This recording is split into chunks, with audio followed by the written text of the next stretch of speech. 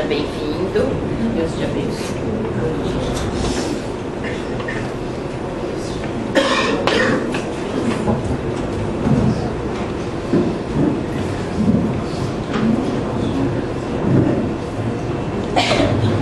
Bom dia a todos.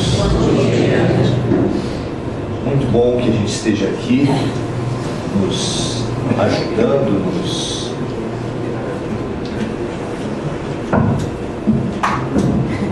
De vez em quando eu corto minha cabeça da filmagem. Agora vai saber que eu corto minha cabeça. Nos ajudando, nos curando, nos esperançando. Não sei se existe o verbo esperançar, mas a gente tem direito de criar coisa boa também. Fica criado. Hoje a proposta de reflexão, que é um pouco um tratamento coletivo nosso, é sobre um sentimento que nos está adoecendo, que a gente pode chamar de impotência.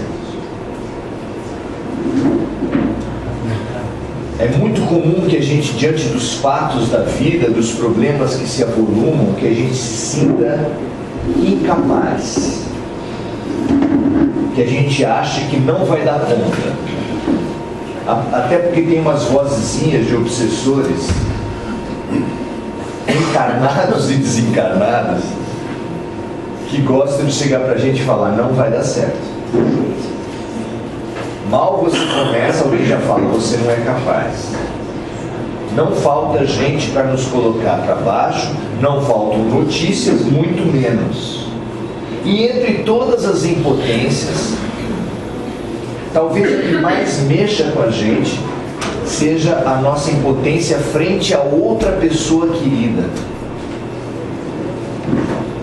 Praticamente todos nós temos um grande afeto que a gente gostaria que estivesse acordando mais, que estivesse despertando, que estivesse se descobrindo mais essencialmente, e que às vezes esse afeto não se abre, não dá a mão à palmatória, não atende o chamado da vida, muito menos o seu. Para falar sobre essa impotência no geral, e particularmente sobre essa impotência sobre os nossos afetos, muito grande a quantidade de famílias que se vê nessa situação perante jovens envolvidos com tendências suicidas, depressão, drogas. Muito grande a quantidade de adultos também envolvidos no alcoolismo e uma série de vícios. Para pensar a respeito disso, tem uma passagem maravilhosa do livro, de um dos livros, o romance espírita, pelo menos, que eu considero mais fabuloso, mais rico, mais bem escrito, de conteúdo e de forma, que é Paulo e Estevão, de Emmanuel e Chico Xavier. Tem uma passagem que Paulo tinha feito a primeira das suas viagens missionárias. Paulo fez duas. E ele fazia suas viagens missionárias ao redor do Mediterrâneo. Uma ou outra vez, raramente, de navio, mas quase sempre o veículo dele era a sandália. Ele caminhava por toda a volta do Mediterrâneo. Hoje as pessoas falam, vou fazer um cruzeiro no Mediterrâneo. Naquele tempo era um pouco diferente, ele ia na sandália. E ele, depois de ter percorrido boa parte do Mediterrâneo, algumas dezenas de vilas e cidades, ele deu uma paradinha numa certa cidade. E ali, enquanto ele, na paradinha dele, estava trabalhando também. Paulo não era muito de tirar férias, licença-prêmio, licença não remunerada, doença, auxílio-doença, não era praia dele. Nesse momento, depois de ter ficado pouco tempo ali trabalhando, ele começa a receber emissários. Vem um emissário de uma cidadezinha pela qual ele passou e traz questões para ele. Mestre Paulo, estamos com um problema assim, assim, assado. E aí ele pensa sobre aquilo e fala, bom, vou ter que fazer uma segunda viagem. Só que enquanto ele estava pensando, poucos dias depois veio um segundo emissário. Paulo, estamos com um problema assim, assim, assado. Depois veio um terceiro, depois veio um quarto, depois veio um quinto. E ele começou a perceber a dimensão da tarefa que ele tinha abraçado. Porque tem um livro maravilhoso de sabedoria, talvez conhecido de todos vocês, que tem uma frase assim: tu és eternamente responsável por aqueles que tu cativas. E Paulo sentiu isso na alma dele, com aqueles muitos emissários, como o peso de ter fundado diversas comunidades cristãs ao longo do Mediterrâneo. Quem cria, cuida. Mas como? O WhatsApp dele estava com problema. Ele não tinha jeito. O Facebook naquela época estava muito complicado. E aí, com aquele peso enorme na alma, certa noite, ele foi no local de orações da comunidade dele e passou a noite em oração, em lágrimas. Ele não sabia o que fazer. Ele estava se sentindo completamente impotente perante a imensidão do trabalho que ele tinha abraçado.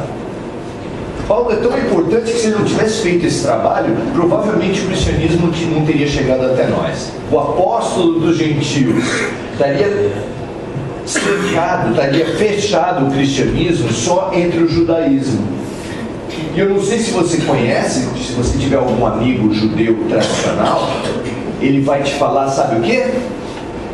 O judaísmo está esperando o Messias ainda chegar. Vocês sabiam disso? O judaísmo está aguardando. Diz que o Messias virá. Há 2000 anos ele veio. Era um judeu. Bom, tem muita gente que faz isso, viu, gente? Eu quero um mestre, eu quero uma lição, eu quero um livro de sabedoria. E o mestre é teu pai, é tua mãe. O livro de sabedoria está passando na tua vida e você, eu queria muito um mestre. E a gente não vê. Todo mundo vê que está passando na tua frente, mas você está procurando um mestre ainda. Pois é, o judaísmo ainda está procurando um mestre.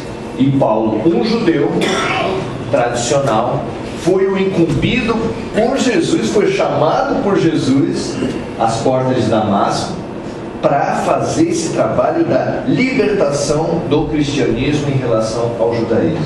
E é por causa disso que nós estamos, hoje temos, em grande parte, por causa de Paulo, que nós hoje somos cristãos. E nessa noite, em lágrimas, rezando muito para o alto, para que lhe desse uma solução, como é que eu faço? Ele viu à sua frente uma nuvenzinha branca que foi tomando forma, foi crescendo, foi tomando forma, até parecer gente. E depois que apareceu gente, se revelou Jesus Cristo. Jesus, à frente de Paulo, lhe deu uma orientação de como fazer com relação ao problema dele. E aí a gente, se Jesus veio socorrer a impotência de Paulo, perante os afetos de Paulo, que somos nós de alguma forma, porque nós somos gentios, vocês sabiam disso? Nós somos gentios, todo mundo que não é judeu é gentio, então nós somos discípulos de Paulo. Jesus veio orientá-lo como resolver o seu problema. E aí a gente faz mais uma parada, porque não sei se todos vocês sabem quem foi Paulo de Tarso antes da conversão. Paulo tinha o nome de Saulo de Tarso, e ele foi o primeiro perseguidor, torturador e assassino de cristãos. Vocês desculpem os termos duros, Mas é só você ler esse livro que você vai saber. E em Atos dos Apóstolos também está isso. Ele acusou, julgou e coordenou a execução de Estevão, o grande e primeiro mártir depois de Jesus do cristianismo. Magnífico orador, fabuloso espírito de luz, superior a muitos discípulos espiritualmente. E no bojo dessa perseguição, dezenas, centenas, não se sabe quantos, foram realmente torturados, perseguidos, seus bens confiscados, e ele só foi saber isso depois, inclusive. Jesus revelou então um modo de trabalho peculiar e falou para Paulo assim: você resolverá o seu problema pelo Espírito.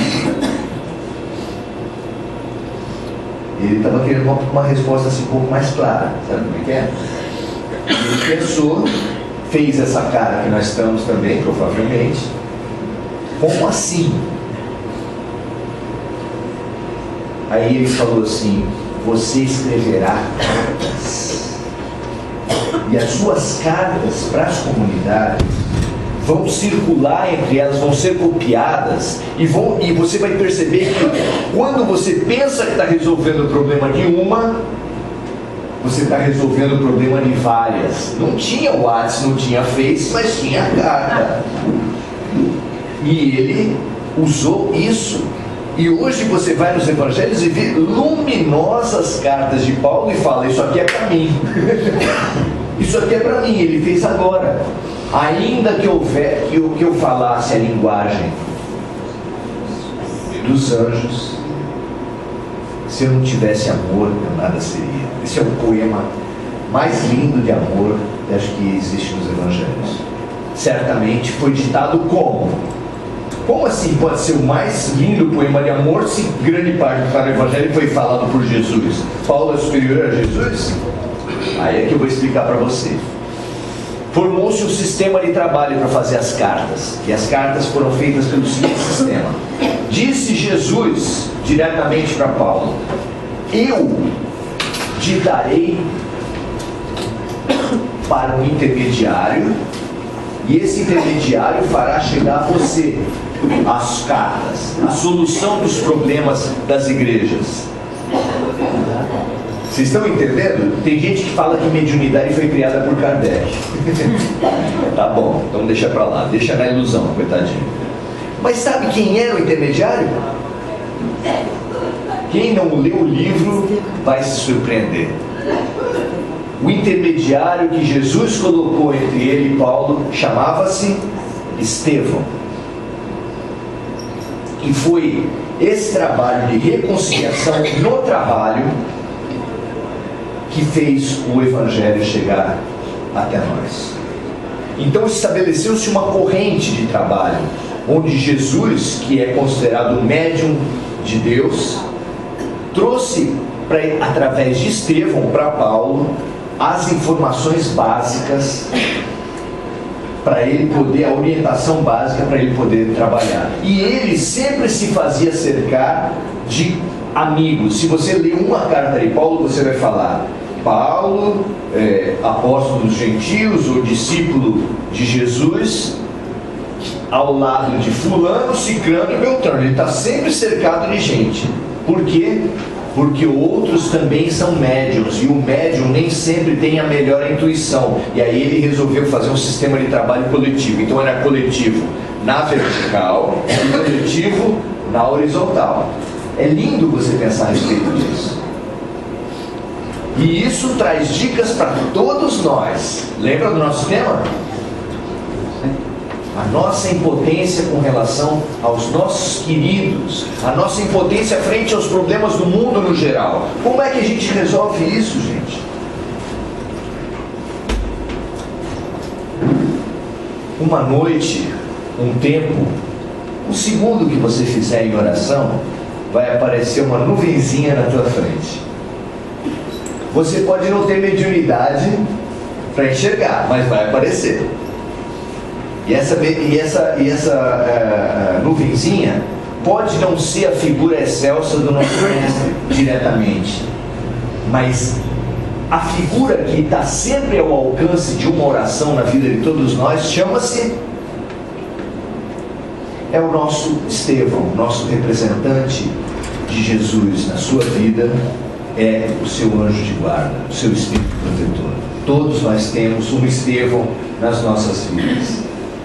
E é só você acessar, dar sintonia para poder receber essa comunicação. E aí estabelece-se uma linha de trabalho parecida com Paulo de Tarso. Qual é essa linha de trabalho? Não sei quantos intermediários existem entre o teu Espírito protetor e Jesus, mas existe uma cadeia de comunicação parecida com um fio de eletricidade que tem muitas lâmpadas. A eletricidade vai iluminando todas, porque Jesus, para ajudar um de nós, ele ajuda vários. Para lavar uma mão, ele lava todas. Para afiar uma faca, ele afia todas. Vocês estão entendendo? Ao Jesus praticar diariamente, segundo a segundo, para cada um dos 25 bilhões de espíritos ligados à Terra, a sua ajuda espiritual, ele usa um para passar para o outro, para passar para o outro, para passar para o outro. E assim ele vai ensinando, limpando e curando todas as pessoas. Eu não sei o quanto a gente consegue alcançar desse mecanismo. Eu não sei se vocês já ouviram alguém da orientação fraterna aqui do Semente comentando com o outro assim: nossa, só vem caso parecido com o que eu estou sofrendo na minha vida. Não sei se todos vocês entenderam. O orientador, a pessoa que está lá para orientar alguém, sempre assistida por trabalhadores espirituais, recebe para ele dar orientação pessoas que estão com problemas parecidos com o dele. Coincidência, né? Coincidência nenhuma. Coincidência, aliás, é uma palavra que não explica nada. Coincidência, literalmente, é a incidência simultânea de um fato, mas não explica nada. Só fala que duas coisas aconteceram ao mesmo tempo, mas não explicar mesmo não explica nada. O que explica é a lógica e a pedagogia e a forma de trabalho de Deus. Como é que Deus trabalha? Como é que Jesus trabalha? Sempre em equipe, sempre colocando para a gente falar, para a gente atuar sobre problemas que são nossos. Aí você imagina a cena. Imagina o que é ser um orientador aqui do Semente. A pessoa está falando e fala assim: nossa, isso é para mim. Caramba, estou falando, mas eu mesmo precisava fazer isso. E vai falando e vai sentindo aquele incômodo. E aquele incômodo é a base para a sua mudança. Ele sai do atendimento falando assim: caramba, eu falei um monte de coisa que eu não faço. Ainda bem que isso não acontece com o palestrante. Ainda bem. Eu fico aliviado, porque quem faz exposição no centro espírita são seres de luz, que já alcançaram todos os problemas e que falam para os outros fazerem coisas que eles já fazem há muito tempo. Eles estão carecas de saber. É muito interessante. A gente está falando para vocês, e a gente, se a minha esposa tivesse aquela sã, porque vocês não têm a ilusão de que o cara que está falando lá na frente, seus problemas se acabaram. Se ao contrário, eu estou falando e estou ouvindo, e alguém está falando assim: tá vendo, Maurício? Tu está falando, mas não faz ainda. E isso é hipocrisia? Não é hipocrisia na medida que você reconheça e declare. Não é hipocrisia na medida que você viva essa situação. Hipocrisia é dar de dedo, é colocar, segundo Jesus, no ombro dos outros tarefa que você nem pensa em levar. É isso que faziam os fariseus. E a gente aqui está invertendo isso, está declarando e está se colocando. Estamos tudo no mesmo barco, somos farinha no mesmo saco. Todos nós nos sentimos diante da corrupção, do terrorismo, diante dos problemas familiares, diante de nós mesmos, da impaciência que a gente vê, caramba, eu ainda não aprendi isso. Estou há 30 anos no espiritismo, estudando, fazendo palestra, não sei o que, e não aprendi isso. Nós estamos no mesmo barco.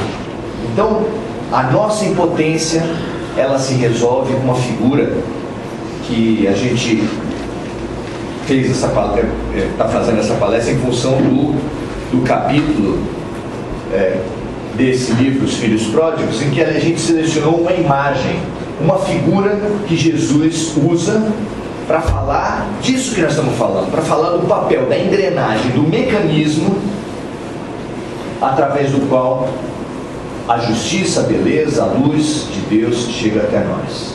Ele fala assim: eu sou a cepa, vocês são as varas. E aí precisa, para nós urbanoides, que não entendemos muito bem disso, uma parte de globo rural, certo? Então a gente dá um intervalo aqui na palestra e faz um globo rural na situação.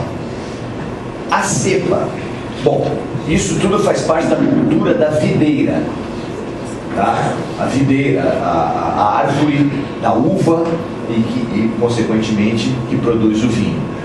Você tem uma cepa, você planta uma cepa que é de uma espécie vigorosa de uva, forte.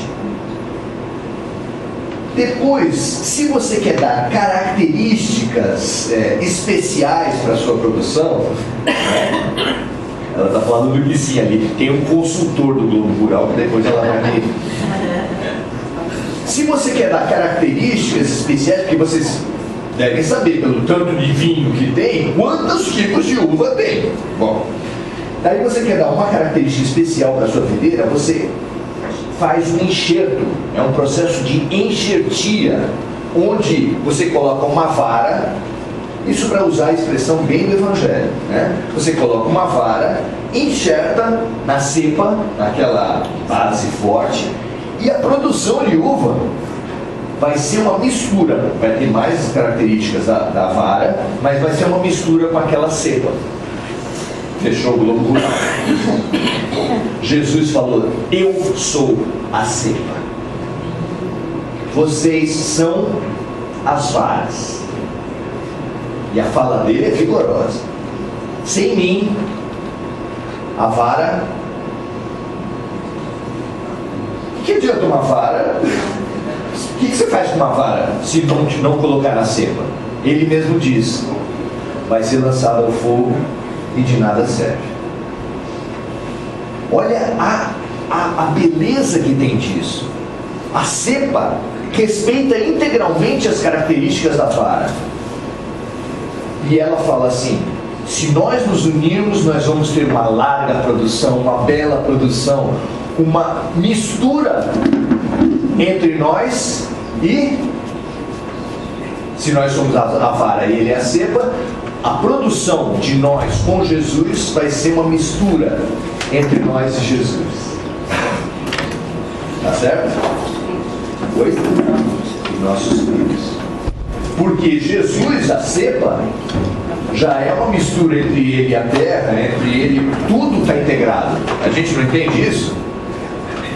Tudo está integrado. Então, há uma mistura, esse tudo está integrado, tem a ver com tudo aquilo que a gente está falando, gente. Tem a ver com Paulo de Tarso recebendo de Deus, através de Jesus e através de Estevão, e partilhando com os colegas dele para fazer o trabalho da luz. Vocês estão entendendo? O que isso tem a ver com impotência? Tem a ver que a solidão, que é a base da impotência, não existe.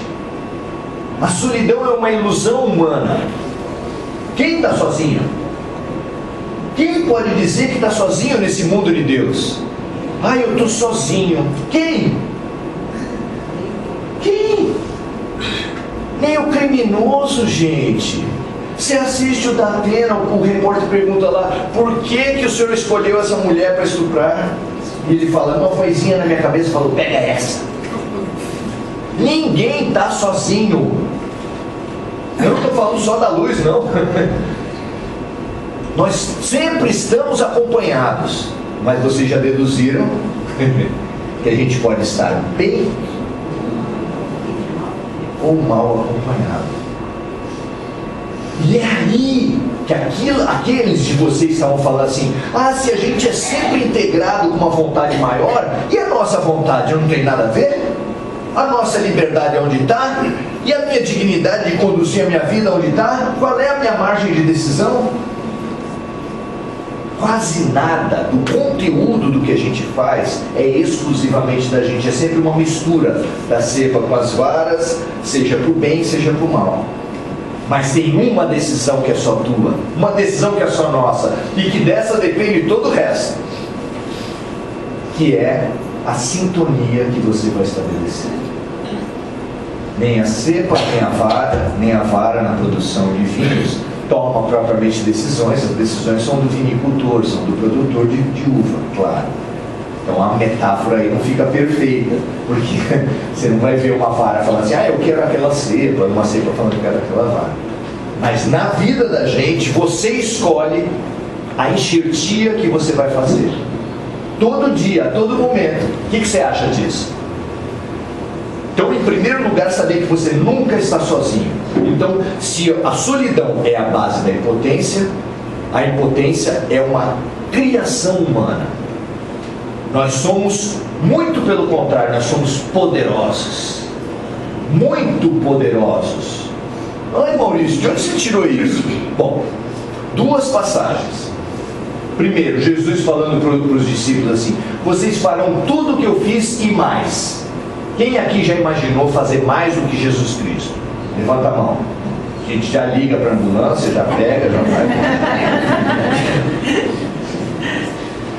Mas Jesus foi mais louco que isso. E ele falou para a gente assim: vós sois deuses. Olha, eu acho que no manicômio deve ter Obama, deve ter Temer, deve ter Dilma, mas ninguém falando assim: eu sou Deus. E Jesus falou isso de você. Ele olhou no fundo da nossa alma e falou: você é Deus. Não, eu sou pedreiro, eu sou carpinteiro, eu sou assistente social, eu sou advogado, eu sou homem, eu sou mulher, eu sou brasileiro. Nada disso você é. Tudo isso você está. Essa é só uma roupa que você está usando. A senhora diria que a senhora é marrom? A senhora diria que a senhora é azul? Não, Maurício, eu não sou azul, eu não sou marrom. Isso é só a roupa que eu estou usando. Quem é espiritualista de verdade fala a mesma coisa. Eu não sou homem. Nesses dias de hoje é meio complicado também. Eu não sou homem. Depois a mulher vai ter um vídeo e vai falar: e qual foi amarrar meu burro? Nós não somos nada disso. Nós não somos doentes. Tem gente que fala que é doente. Você não é doente, meu Deus do céu. Já viu dois médicos conversando no corredor do hospital? Não, eu tenho um CA, eu tenho um TB. O quê? E eles conversam sobre os casos do CA, de um que é o câncer, e outro que é o TB. Aí você imagina uma tuberculose andando e um câncer andando. Você está reduzido a uma doença que você tem. Nós somos uma doença? Pelo amor de Deus, nós estamos. Tudo isso que a gente está passando, em primeiro lugar, é provisório. E não dá para deixar de citar Chico Xavier no alto de uma angústia pessoal, pedindo para Emmanuel, implorando para Emmanuel: me dá uma mensagem de Maria, por favor. E a mensagem veio, e foi tão importante para ele, para os momentos bons e para os momentos ruins, que ele mandou esculpir uma plaquinha de madeira, que se você for lá na casa de Chico Xavier, você vai ver sobre a cama dele esculpida, que falava assim: só, isso também passa. Isso também passa. A gente faz um drama com os problemas. Fala a verdade. Quem não faz drama com os problemas? Parece adolescente. Brigou com o colega: nunca mais eu quero ver fulano. Dia seguinte vai sair com quem? Que drama! A gente é um tipo muito peculiar de bombeiro. A gente é um bombeiro que joga baldes de gasolina no incêndio. Não é interessante? Ah, tem que jogar balde. Então vamos pegar balde de qualquer coisa. A emoção da gente dramatiza e aumenta os problemas. Ai, o Brasil não tem jeito. Ai, esse meu filho não toma... Que isso, gente? São condições momentâneas de almas eternas. Em primeiro lugar, você tem que reduzir. Baixa a tua bolinha. Os teus problemas estão longe de ser os maiores do mundo. Minha família foi uma vez no mosteiro fazer turismo. Quando a gente voltou, comprou uma plaquinha que ficou no alpendre da casa por um monte de tempo. Falava só assim: eu que não tinha sapatos, encontrei um homem que não tinha pés. Será que o teu problema é tão dramático assim? Será que você precisa ouvir uma palestra de Jerônimo Mendonça? Será? Imagina a cena. 10 para as 10 aqui, abre aquela porta, uns 3 ou 4 carregando uma cama hospitalar, traz para aqui para cima uma cama hospitalar, e aí levanta um cara assim, tetraplégico, que só daqui para cima funciona, e fala para vocês com um sorrisão: bom dia. Qual é o teu problema mesmo?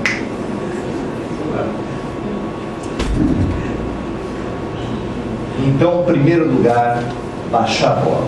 O teu problema não é dramático, o teu problema não é impossível, o teu problema não é nem problema, é solução. Que a vida, que Deus, que a luz programou para você, no desafio, na luta contra ele, você encontrar a solução. Em primeiro lugar. Em segundo lugar, ninguém está sozinho. E se você se deixar levar pela depressão, pelo negativismo, pelo pessimismo, você vai estar sintonizando o teu rádio para a luz ou para a sombra?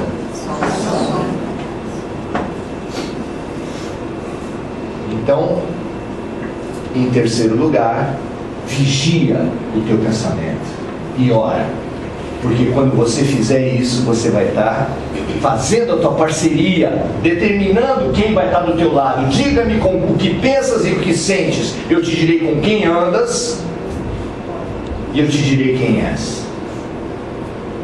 Você vai estar sempre ajudado pelo mundo espiritual.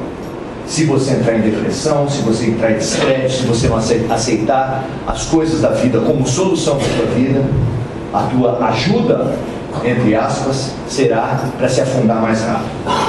Se você quiser ajuda para sair do buraco, você vai encontrar em Jesus. Bom dia a todos.